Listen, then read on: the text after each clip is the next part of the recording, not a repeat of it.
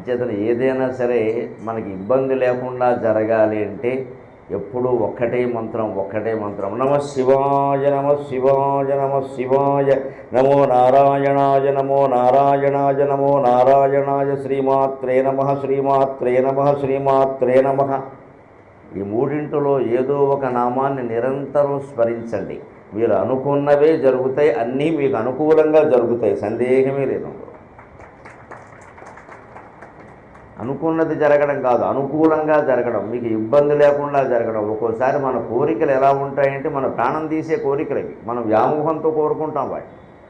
అవి మనకి మేలు చేయవు, కానీ మనం వ్యామోహంతో కోరుకుంటాం. అవి అవ్వకుండా చేస్తుంది అమ్మవారు కావాలని. ఎందుకంటే మనం బిడ్డ, ఆవిడ తల్లి. బిడ్డకి ఏం కావాలో తల్లికి తెలుసు. బిడ్డకేం తెలుసు? వాడికి చాక్లెట్ తినడం అలవాటు ఉంటే రోజంతా చాక్లెట్లే అంటాడు, తర్వాత పాసనాలు పట్టుకుంటే చచ్చి ఊరుకుంటాడు. అందుకని తల్లి ఏం చేస్తుంది, ఆ డబ్బా తీసుకుని దాచేసి 4 గంటలకోటి 5 గంటలకోటి మర్నాడు ఒకటి ఇస్తుంది నెమ్మదిగా. నిజంగా మన జీవితాల్లో మనకి ఏం కావాలో అమ్మవారికి తెలుసున్నట్టుగా మనకి తెలియదు. మనం ఏవేవో కోరేస్తూ ఉంటాం. అందుకే గుళ్ళోకి వెళ్ళి కోరికలు కోరకూడదు. నాకు తెలియదమ్మా నన్ను కాపాడు అంటే అన్ని విధాలా కాపాడుతుంది. ఒక కోరిక కోరామంటే ఆ కోరిక తీరుతుంది. తర్వాత దానివల్ల వచ్చే ఇబ్బందులు ఎవడు పడాలి? పిల్లకి పెళ్లి కాలేదని పిల్లకి పెళ్లి చేయి, పిల్లకి పెళ్లి చేయి, పిల్లకి పెళ్లి చేయి అన్నాం. అంతవరకు ఆ పిల్ల సుఖంగా ఉంది. ఓ రాక్షసుడు వస్తాడు దాని బాలికి. తర్వాత పెళ్ళి 6 నెలలు అయ్యాక పిల్ల చెబుతూ ఉంటే ఏడుస్తూ కూర్చుంటున్నావు. ఇదేం పెళ్ళి, నువ్వు పెళ్లి చేయమన్నావు కానీ రాక్షసుడికి ఇచ్చి చేయొద్దని చెప్పలేదు కదా అంటున్నాడు. ఎందుకు చెబుతాం? మంచివాడికి వాడు ఇన్ని చెబుతారు. ఇంతంత కోరికలు ఉంటాయి హిరణ్యకశిపుడు కోరికలాగా. అంచేతని ఈ పిచ్చి కోరికలు ఏం కోరకుండా నాకు తెలియదమ్మా నన్ను కాపాడు, ఈ జీవితం ఏమిటో, జన్మ ఏమిటో, జీవుడేమిటో, దేవుడేమిటో ఏం తెలుసునండి మనకి. ఊరికే చెబుతున్నాం వింటున్నాం కానీ ఏం చదివాం కనుక, చదివిన వాళ్ళకి మాత్రం ఏం తెలిసింది కనుక. ఆ తెలియదు అనే మాట ఎప్పుడైతే భక్తుడు నోట వచ్చిందో భగవత్ కృపారసం వెంటనే ప్రసరిస్తుంది. వీడు తెలియదని ఒప్పుకున్నాడు చాలు, ఇంకేం అక్కర్లేదు. అంచేత నన్ను కాపాడు, ఇంకా నాకేం అక్కర్లేదు అంటే అది ప్రసరిస్తుంది. అందుకని నేను అలాంటి మంత్రజపం నిరంతరం చిన్నప్పటి నుంచి ఇప్పటి వరకు చెయ్యబట్టే అదే కాపాడి ఎప్పుడూ జీవితంలో ఏ ఆటంకాలు లేకుండా ఏది ఎలా జరగాలో అలాగే మనకు అప్రతిష్ట రాకుండా అన్ని విధాలా అమ్మవారు కాపాడింది. ఆ అమ్మవారే మిమ్మల్ని కాపాడుతుందని ఆశిస్తూ కోరుతూ ఇప్పుడు ఇంకా మనం గజేంద్ర మోక్షంలో కీలకమైన ఘట్టం ప్రార్థన శ్లోకాలకి, ప్రార్థన పద్యాలకి వివరణ చెప్పుకుంటూ ఉన్నాం. మొదటి పద్యానికి విష్ణుమూర్తి కదలలేదు. పైగా లక్ష్మీదేవి అదేదో ఏనుగు అరుస్తున్నట్టుగా ఉందండి. ఏనుగంటే ఆవిడకి చాలా ఇష్టం, గజలక్ష్మి కదా, అదో క్యాస్ట్ ఫీలింగు. అందుకని గజలక్ష్మి కదండి నాకు ఎప్పుడు ఏనుగులంటే బాగా ఇష్టం. అటో ఏనుగు ఇటో ఏనుగు ఉంటుంది. అదేదో నాకు సహచరి, మా క్లాస్మేట్ లాంటిది. అది ఏదో ఏడుస్తోంది, ఈ తెరవదల ఇంకో ఆట అన్నాడు ఆయన. ఎందుకంటే చెప్పుకున్నాం మనం ఈ పద్యంలో, ఈ ప్రార్థనలో రక్షించమని ప్రత్యేకించి లేకపోగా గర్వం ఉంది. నానానేకపయూధముల్ వనములోనన్ పెద్ద కాలంబు సన్మానింప దశలక్ష కోటి కరిణీనాథుండనయ్యుండి మద్దానాంబ పరిపుష్ట చందన లతాంతఛాయలందుండక ఈ నిరాశను ఇటేల వచ్చితి వయం విట్లో గదే ఈశ్వరా. ఎందుకు వచ్చాను ఇక్కడికి, నాకు భయం అవుతుంది అన్నాడు తప్ప 2 చేతులు జోడించి కాపాడమని అడగరా. అంతవరకు దేవుడు కదలడం. నువ్వు అడగలేదు కదయ్యా, నాకేం పని. మనకు అనిపిస్తూ ఉంటుంది అప్పుడప్పుడు దేవుణ్ణి అడిగేది ఏమిటంటే ఆయనకి తెలియదా అందరినీ కాపాడచ్చు కదా అని. ఈ మాటే ఒక క్షురకుడు పొద్దున్నే ఓ బ్రాహ్మణుడికి క్షౌరం చేస్తూ అడిగాట, ఏమంటే మీరు బ్రాహ్మణులు మీకు చాలా తెలుస్తాయి కదా దేవుడి గురించి, ఇంతంత తుఫాన్లు వస్తున్నాయి, వరదలు వస్తున్నాయి, అడిగేది ఏంటంటే దేవుడు కాపాడాలని తెలియదా అన్నట్టు. ఆయన అన్నట్ట, సరే ఇప్పుడు వాడి చేతిలో కత్తి ఉంది, ఈయన చేతిలో తలకాయ ఉంది, ప్రమాదం కదా ఏం మాట్లాడినా. ఆయన చేతిలో ఈయన తల ఉంది. మనం ఎక్కడ ఎన్ని వేషాలు వేసి తలెత్తు తిరిగినా క్షురకుడి దగ్గర తల వంచక తప్పదు. అంచేత నీ చేతిలో కత్తి ఉండగా నేనెందుకురా మాట్లాడటం, సాయంత్రం రా నీకు చెప్తా అన్నాడు. 4ంటికి శుభ్రంగా మంచి తెల్ల పంచి లాల్చి వేసుకుని బ్రాహ్మణుల ఇంటికి వెడుతున్నాం కదా, కాస్త శుభ్రంగా స్నానం చేసి మళ్ళీ వచ్చి నా సమాధానం చెప్పండి అంటే మన ఇద్దరం కలిసి వీధిలోకి వెడదాం దా అన్నాడు. అది చిన్నపాటి పట్టణం కూడా వెడుతున్నారు. చాలామంది జుట్టు మాసిపోయి, తల మాసిపోయి, ఇలా జుట్టు పెరిగిపోయి కనపడుతున్నారు. వెంటనే ఈయన అన్నాడు, వీళ్ళందరికీ నువ్వు క్షౌరం ఎందుకు చేయలేదు అంటే. నాకేం పని అండి ఊరంతా తిరిగి క్షౌరాలు చేయడం, నన్ను అడగాల కదా అన్నాడు. మరి నీకు క్షురకుడికి నీకు ఇన్ని నిబంధనలు ఉంటే శ్రీ మహావిష్ణువుకి ఎన్ని ఉంటారా?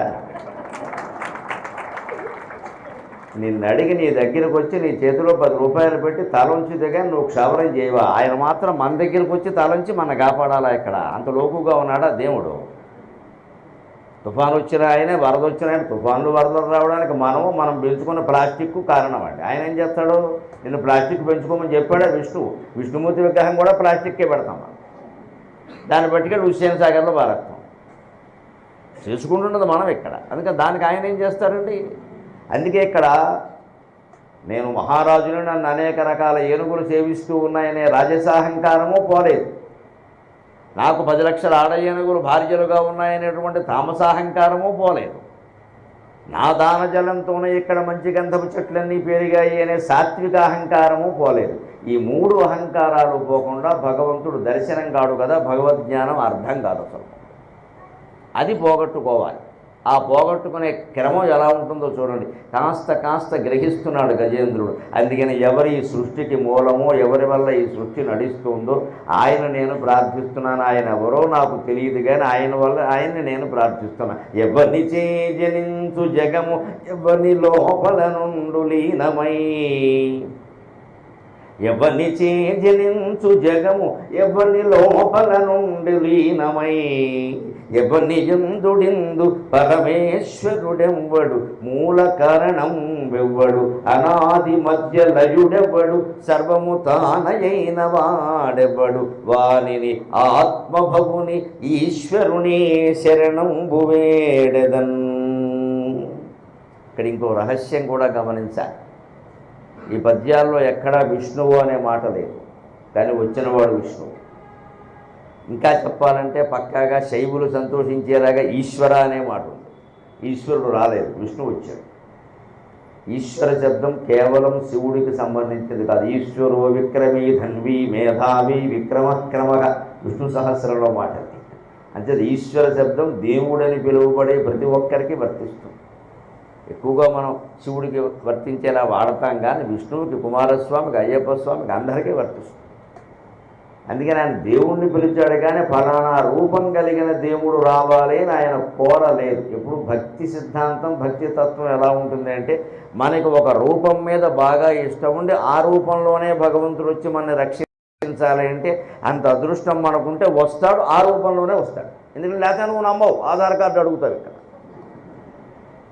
అలా అడిగిన వాళ్ళు ఉన్నారు. ఇలా లీలాసకుడు కృష్ణకర్ణామృతం రాసిన మహానుభావుడు, ఆయన కృష్ణుడిని కీర్తించాడు. రాముడు వచ్చాడు, అదో టెస్ట్, అదో పరీక్ష.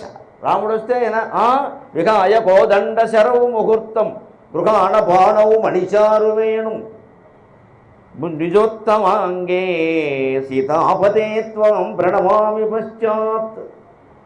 నువ్వెవరవో నాకు అనవసరంగానే నువ్వు రాముడు అని నాకు తెలుస్తోందయా. ఏమిటా ధనుర్బాణాలు ఏమిటయా, ఈ క్షత్రియత్వం, ఈ వీరత్వం, ఈ పౌరుషాలు, హింస నాకు అక్కల. విహాయ కోదండ శరవు ముహూర్తం. ఆ ధనుస్సు బాణాలు పక్కన పడేవయ్యా, ఎందుకయ్యా అంత గొడవనే రమ్మనా నన్ను. గృహాణ బాణం మణిచారు వేణు, చేతుల్లో వేణువు పట్టుకోవయ్యా. మయూర పింఛం చ నిజోత్తమాంగే, నెత్తి మీద నెమరు పింఛం పెట్టుకోవయ్యా, అప్పుడే నీకు నమస్కారం చేస్తా, లేకపోతే గో బ్యాక్ అన్నాడు ఆయన. స్వయంగా భగవంతుడు ప్రత్యక్షమైంది. మనకేదో భగవంతుడి గురించి 4 మాటలు చెప్పేవాళ్ళు ప్రత్యక్షమైతేనే భగవంతుడు ప్రత్యక్షమయ్యాడు అనుకుంటున్నాం. ఆయన భక్తి ఎలా ఉంది అంటే భగవంతుడు స్వయంగా వస్తే నేను అనుకున్నది కృష్ణుడు, నువ్వు వెళ్ళిపో అన్నాడు ఆయన. చచ్చినట్టు వెనక్కి వెళ్ళిపోయి మళ్ళీ కృష్ణుడి వేషంలో మేకప్ వేసుకుని వచ్చాడు. ఒకడే కదా, 10 మంది ఎక్కడ ఉంటారు. ఆయనే మళ్ళీ మేకప్ మార్చేసిన వీడు ఇల్లు బంగారంగా. లక్ష్మీదేవినా అనుమతిస్తుంది కానీ నన్ను వీడు అనుమతించడం అనుకున్నాడు. భక్తి అంటే అంతే. అది మూర్ఖత్వం అని అనడానికి వీల్లేదు. అదొక పిచ్చి మోజు అంతే, అదొక మోజు. తల్లికి బిడ్డ ఎందు, బిడ్డకు తల్లి ఎందు ఉండే ప్రేమ అర్థమైతే అది అర్థం అవుతుంది. అదంతే. ఆవుకి దూడ ఎందు, దూడకి తల్లి ఎందు, దూడకి ఆవు ఎందు ఉండే అనుబంధం అర్థమైతే అది అర్థమవుతుంది. ఇక్కడ పాపం గజేంద్రుడు ఏ పేరు పెట్ల, దేవుడా అన్నాడు, ఈశ్వర అన్నాడు కాబట్టి ఈశ్వర అన్నాడు. కానీ వచ్చినవాడు విష్ణువు. ఎందుకంటే మీరు ప్రత్యేకించి పేరు పెట్టి ఫలానా నామరూపాలతో ఉన్న దేవుడు రావాలంటే ఆయన వస్తాడు. ఏ పేరు పెట్టకపోతే విష్ణు వస్తాడు. మనకి రోడ్డు మీద ఏమైనా ప్రమాదం జరిగితే ఎవరినైనా పిలిస్తే పేరు పెట్టి వాళ్ళు వస్తారు. ఎవరిని పిలవకపోతే దగ్గరలో ఉన్న పోలీస్ స్టేషన్ నుంచి పోలీసులు వస్తారు. అదే దగ్గరలో ఉన్న పోలీస్ స్టేషనే వైకుంఠం. ఎందుకని లోకాన్ని మొత్తం కాపాడవలసిన బాధ్యత విష్ణువుది, శివుడిది కాదు, బ్రహ్మది కాదు. పుట్టించడం వరకే బ్రహ్మ పని, కంపెనీ మూసేయడం పరమేశ్వరుడి పని. మధ్యలో ఉన్నంత వరకు కాపాడుకోవడం చచ్చినట్టు ఈయన పని. అందుకే దశావతారాలు ఆయనే ఎత్తాడు. శివుడికి బ్రహ్మకి అవతారాలు ఎత్తే పని లేదు, అది వాళ్ళ పని కాదు. అవతారాలు ఎత్తేవాళ్ళు ఇద్దరు అన్న చెల్లెలు. అన్నగారు విష్ణుమూర్తి, చెల్లెలు పార్వతీదేవి, గౌరీదేవి, ఆవిడే విజయ దుర్గాదేవి, ఆవిడే 16 అవతారాలు ఎత్తుతుంది, లేదా వాళ్ళ అన్నగారు ఎత్తుతాడు. ఇద్దరిదే పని. సామాన్యంగా ఆయన చూసుకుంటాడు. నా వల్ల కూడా కాదమ్మా, వైష్ణవి సహోదరి నువ్వు చూడమంటే అమ్మవారు వస్తుంది. రక్తబీజుణ్ణి మహిషాసురుణ్ణి సంహరించింది, అది విష్ణువు వల్ల కూడా కాదు. ఎందుకంటే వాళ్ళు ప్రత్యేకం మేము ఆడదాని చేతిలో చప్ప సావు అన్నారు. ఆడదేమంటే లోకుగా ఉంది ఏమిట్రా నీకు, అయితే ఆడదాని రూపంలో వస్తానులే అన్నాడు. అందుకని ఒక అమ్మవారు, ఈ నారాయణ సహోదరి, నారాయణుడు మాత్రమే అవతారాలు ఎత్తుతాడు. అందుకని ఆయన బాధ్యత కాబట్టి విష్ణు వచ్చాడు. ప్రత్యేకించి శంఖచక్రాలు చతుర్భుజాలతో ఉన్న నువ్వు రావాలని ఈయన అడగలేదు. ఇప్పుడు రెండవ పద్యం దగ్గరకు వచ్చేసరికి కాస్త సృష్టి మూలాల్లోకి వెళ్ళాడు. ఎవనిచే జనించు జగము, ఎవని లోపల నుండు లీనమై ఎవని ఎందుడిందు. ఈ సృష్టి అంతా ఎవరి నుంచి వచ్చిందో, ఎవని లోపల లీనమై ఉందో, ఎవరి యందు చివరికి కలిసిపోతుందో ఆ పరమేశ్వరుణ్ణి నేను ప్రార్థిస్తున్నాను అన్నాడు. యతో వాయుమాని భూతాని జాయంతి ఏన జాతాని జీవంతి ఏన ప్రయంత్యభిషం విశంతి యస్మిన్ ప్రయంత్యభిషం విశంతి ఇది. ఎక్కడి నుంచి ఈ జీవులన్నీ పుట్టాయో ఒకే ఒక పరమేశ్వర స్వరూపం. ఏ పరమేశ్వరం నుంచి ఈ సృష్టి ఏర్పడిందో, ఎవని యందు ఇది లీనమై ఉందో గమనించాలి. భగవంతుడి యందు సృష్టి లీనమై ఉంది అంటే అర్థం ఏమిటండి? కాఫీలో పంచదార వేసాం, పంచదార లీనమైంది, నాశనం కాలేదు. నాశనం అయితే కాఫీ రుచి ఎలా మారింది? కాఫీ పంచదార వేయకముందు ఒకలా ఉంది, వేశాక ఒకలా ఉంది. షుగర్ పేషెంట్లకు బాగా తెలిసే విషయం. చస్తున్నాం తాగలేకంటారు, తాగితే చచ్చిపోతారు, అనుమానం లేదు. అందుకని బాగా తెలుసు కదా మనకి పంచదార వేసే కాఫీ, వెయ్యని కాఫీను. పంచదార వేసాక దాని రుచి మారింది, కానీ కాఫీలో పంచదార ఎక్కడుందో కనబడడం లేదు. చెంచా పెట్టి తీసినా రాదు, కరిగిపోయింది, కలిసిపోయింది. దాని రుచి మారింది కాబట్టి పంచదార అందులో కలిసిందని మనకు అర్థమైంది. అదే రకంగా ఈ సృష్టి మొత్తం భగవంతుడిలో లీనమవుతుంది. ఎప్పుడూ నాశనం అవ్వడం అనేది ఉండదు. భగవంతుడికి ఎలాగైతే నాశనం లేదో సృష్టికి కూడా నాశనం లేదు. ప్రకృతిం పురుషం చైవ విద్యనాదీవుభావపై భగవద్గీత సాక్ష్యం. ఈ సృష్టి సమస్త సృష్టి ప్రకృతి కదా, పురుష అంటే నేను కదా. మా ఇద్దరికీ చావు లేదయ్యా, మేము ఎప్పుడు ఇలా ఉంటూనే ఉంటాం. అందుకే ఆ మరణం లేని వాళ్ళు, ఆ జీవిత ఆ సృష్టి అంతా ఉండేవాళ్ళు ఎవరయ్యా అంటే శివపార్వతులు, లక్ష్మీనారాయణులు, సీతారామచంద్రులు, రుక్మిణీకృష్ణులు మనం నమస్కారం చేసుకుంటాం. ఇద్దరికీ నాశనం లేదండి. ఈవిడు కూడా ఆయనలో కలిసిపోయే సమస్య లేదండి. వాళ్ళిద్దరూ అలా ఉండి ఆడుకుంటూనే ఉంటారు. దాంపత్య బంధాలు కూడా అలా బతుకున్నంతకాలం చిరకాలం ఉండాలనేదే మన హిందూ దేవతల ఆశీర్వచనము లక్ష్యం. అలాగే ఉండాలి మీరందరూ. మీకు నాశనం ఉండకూడదు అంతే, అలా మీకు నష్టం కలగకూడదు, అలాగే ఉండాలి. మిమ్మల్ని బట్టి తర్వాత పిల్లలు నేర్చుకోవాలి, పిల్లలు అలాగే ఉండాలి.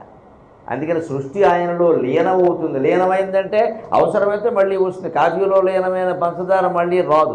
భగవంతుడిలో లీనమైన సృష్టి మళ్ళీ వస్తుంది. ఆ లీనమైన సృష్టిని చూసిన ఒకే ఒక మహానుభావుడు మార్కండేయ మహర్షి. ఆయనకి శివుడు చిరాయువు ఇవ్వడం వల్ల, లక్షల సంవత్సరాల ఆయుర్దాయం ఉండడం వల్ల ఆయన ప్రళయం ఏర్పడినప్పుడు ఆయన ఒక్కడే ఉండి ఏం జరుగుతోందో అని మొత్తం తిరిగాడు. దేవీ భాగవతంలో ఉంటుంది ఆ విషయం. కరారవిందేన పదారవిందం ముఖారవిందే వినివేశయంతం వటస్య పత్రస్య పుటేశయానం బాలం ముకుందం మనసా స్మరామి.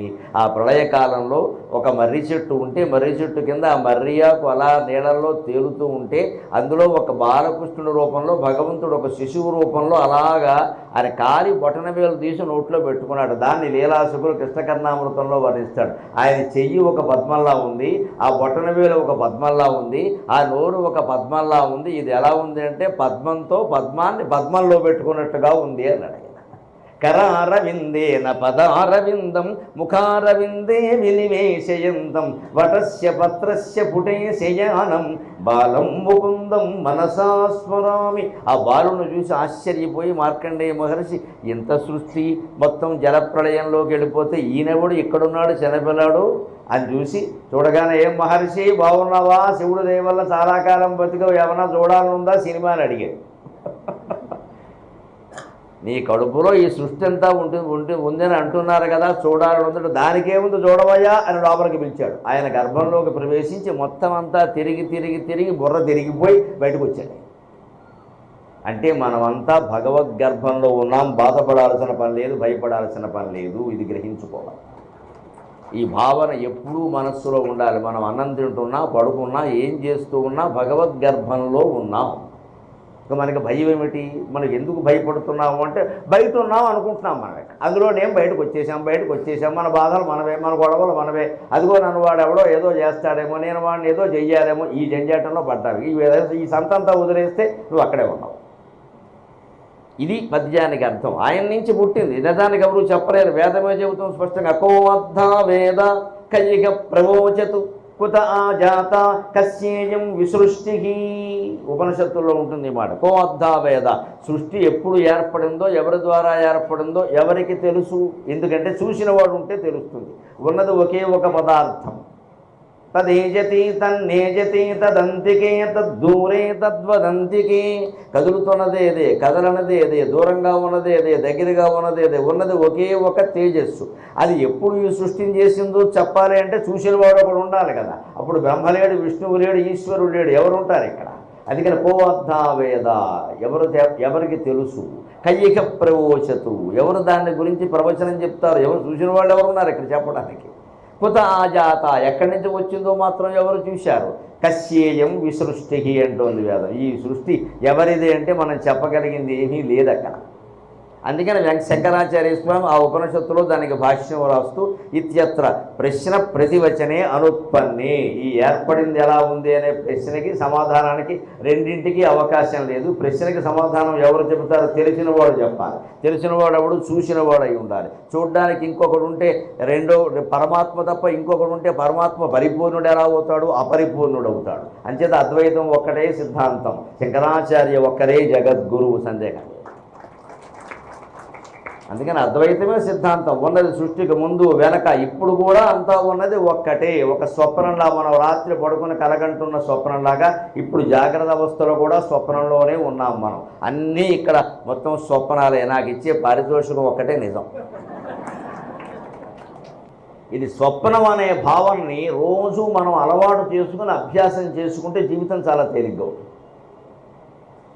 అందుకోసమే చెబుతున్నాడు, ఎవరి నుంచి జనించు జగమెవ్వని లోపల నుండు లీనమై ఎవని ఎందుడిందు పరమేశ్వరుడెవ్వడు మూల కారణం ఎవ్వడు. అన్నింటికంటే గొప్పవాడైన ప్రభు ఎవ్వడు? మూల కారణం ఎవ్వడు? అనాది మధ్య లయుడెవ్వడు? ఆయనకి ఆది లేదు, మధ్య లేదు, అంతం లేదు. దీన్ని గణిత శాస్త్రం ప్రకారం పక్కాగా రుజువు చేయొచ్చు. ఇదేమీ హిందువుల విశ్వాసం అని వెర్రి మాటలు మాట్లాడద్దు. భగవంతుడు విశ్వాసం కాదు, భగవంతుడు ఒక్కటే నిజం. మన జీవితమే ఓ నమ్మకం నిజం చెప్పాలంటే. ఇది నమ్మకం, అది నిజం. అది భగవంతుడే పరమ నిజం, మన జీవితమే నమ్మకం. ఒక్కోసారి అపనమ్మకం కూడా. మన జీవితం మీద మనకే నమ్మకం పోయిందట. మరి నిజమైతే నమ్మకం పోవడం ఉండదండి. అది అబద్ధం కాబట్టి ఓసారి నమ్ముతున్నా, ఓసారి నమ్మట్లా. అది నిజాన్ని ఎప్పుడూ నమ్మవలసింది. పక్కాగా ఆది మధ్యాంతరహితుడు, అనాది నిధనోదాత విధాత ధాతురుత్తమగ అప్రమేయో హృషికేశ పద్మనాభో అమర ప్రభు. అనాది నిధనక ధాత, ఆది నిధనము లేనివాడు. ఆది అంటే మొదలు, నిధనం అంటే చివర. అదే ఆది మధ్యాంతరహితుడు. దీన్ని గణిత శాస్త్రం ప్రకారం మన సిద్ధాంతాలు రుజువు చేసే భగవంతుడు ఎలా ఉంటాడండి? పూర్ణమిదం పూర్ణమదః పూర్ణాత్ పూర్ణముదచ్యతే పూర్ణస్య పూర్ణమాదాయ పూర్ణమేవావశిష్యతే. ఈ సృష్టి పూర్ణం, ఆ భగవత్తత్వం కూడా పూర్ణం.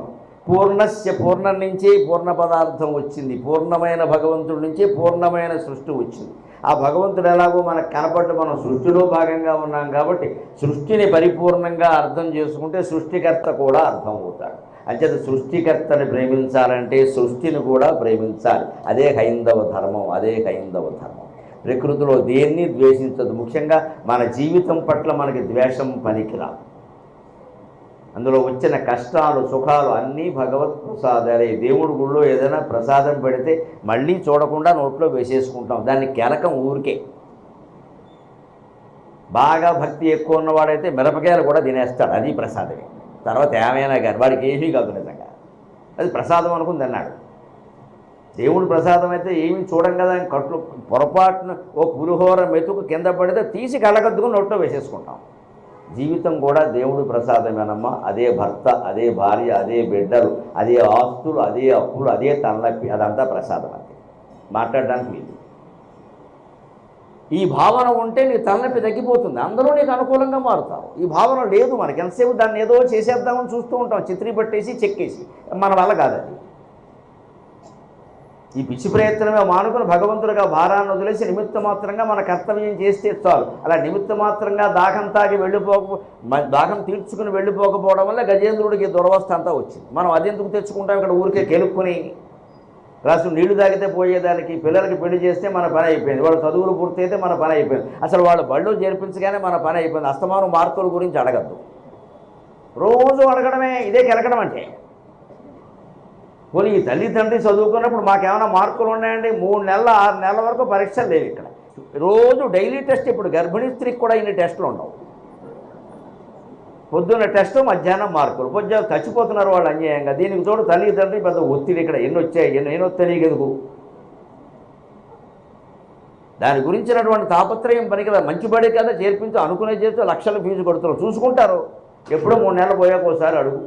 ఈ లోపు అడగవలసింది ప్రవర్తన గురించి, సత్యాన్ని గురించి, ధర్మాన్ని గురించి, ప్రవర్తన గురించి అడగాలి పిల్లల్ని. కాళ్ళు కడుక్కోకపోయినా, చేతులు కడుక్కోకుండా అన్నం తిన్నా, దేవుడికి దండం పెట్టుకోకుండా, నైవేద్యం పెట్టకుండా అన్నం తిన్నా, పొద్దున్నే ఉతికిన బట్టలు వేసుకోకపోయినా, అబద్ధాలు చెప్పినా, అప్పుడు తల్లిదండ్రులు అడగాలమ్మ. మార్కుల గురించి, ప్రోగ్రెస్ల గురించి కాదు అడగాలి. అందుకే మన పిల్లలు చాలా తెలివైన వాడు. మార్కులు మన మొహాన్ని బారేస్తున్నారు, మూర్ఖత్వం పెట్టుకుని రోడ్లమ్మడి తిరుగుతున్నారు. మనకు కావాల్సింది మార్కులే కదా. మా అమ్మాయికి ర్యాంకు, మా అబ్బాయికి పెద్ద ట్యాంకు, వీళ్ళిద్దరూ కలిసి కొంపలు ముంచారు. ఇద్దరికి చెరువు కేసు మొదలైంది 20 ఏళ్ళు రాగానే. ఆ కేసు మనకి ఇంకో 4 ఏళ్ళకి తెలిసింది. అప్పటికే వాళ్ళకి పెళ్ళిళ్ళు అయిపోయాయి. శ్రీమద్ రమారమణ గోవిందో హరి. నువ్వు ఆశీర్వదిస్తే ఆశీర్వదించు, లేదా మా సంగతి మేము చూసుకుంటామని చెబుతున్నారు. అయిపోయిందాక అప్పుడేమో ఎంత కష్టపడి పెంచామో. ఈ కష్టపడి పెంచబట్టే ఇదంతా అయింది కదా.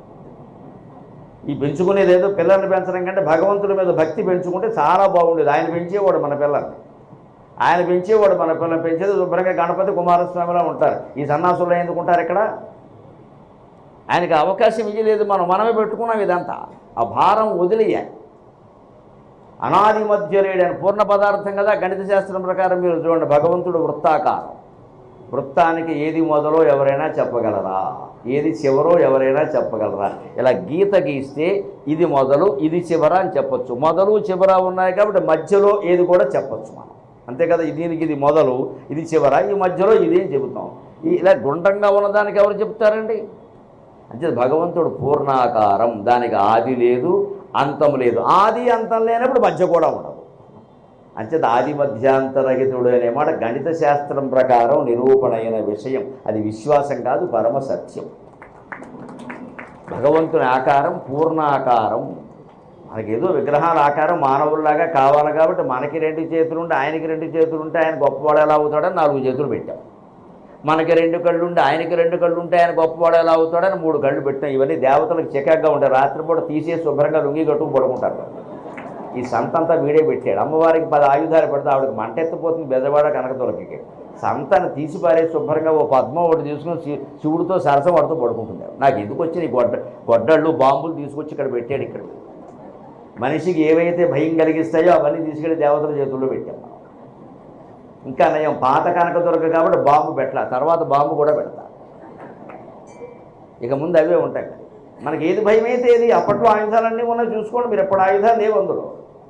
అంటే ఈ విగ్రహ రూపకల్పన ఎందుకంటే ఉపనిషత్తులో చెప్పే స్పష్టంగా, ఉపాసకానాం కార్యార్థం బ్రహ్మణో రూపకల్పన చిన్మయస్య అద్వితీయస్య చిత్కళస్య అశరీరిణక.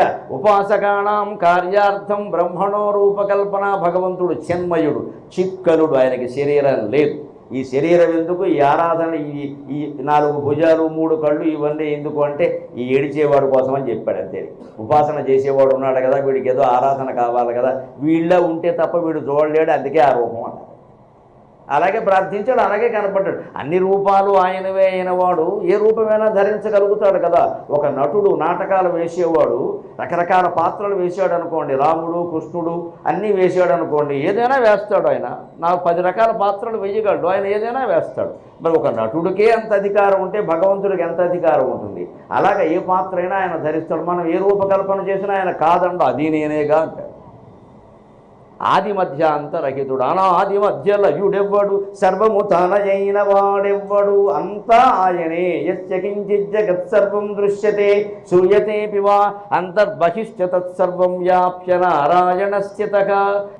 అనాది మధ్య లయుడెవ్వడు, సర్వము తానయైన వాడెవ్వడు, అన్నీ ఆయనే, అన్నీ ఆయనే. ఇది కూడా మనం నిరూపణ చేయొచ్చు.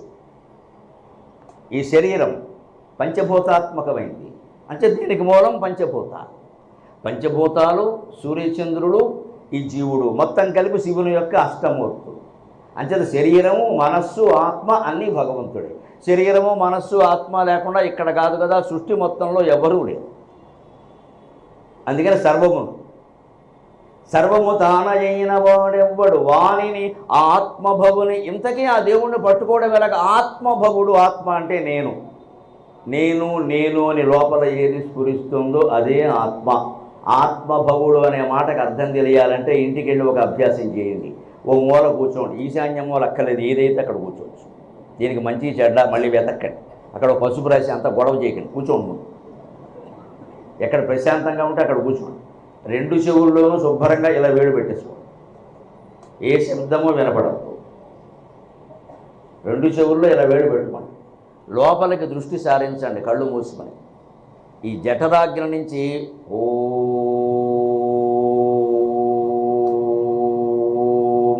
అని ఒక శబ్దం వినపడుతుందమ్మా.